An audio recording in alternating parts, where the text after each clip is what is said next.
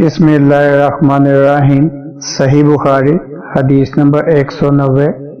صاحب بن یزید سے سنا، وہ کہتے تھے کہ میری خالہ مجھے نبی کریم صلی اللہ علیہ وسلم کی خدمت میں لے گئیں اور عرض کیا کہ یا رسول اللہ، میرا یہ بھانجا بیمار ہے۔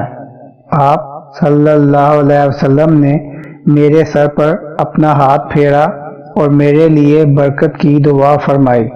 پھر آپ صلی اللہ علیہ وسلم نے وضو کیا اور میں نے آپ صلی اللہ علیہ وسلم کے وضو کا بچا ہوا پانی پیا۔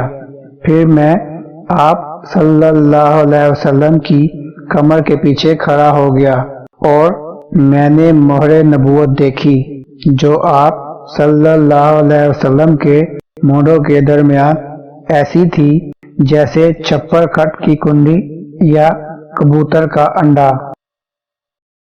اللهم صل على محمد وعلى آل محمد كما صليت على إبراهيم وعلى آل إبراهيم إنك حميد مجيد اللهم بارك على محمد وعلى آل محمد كما باركت على إبراهيم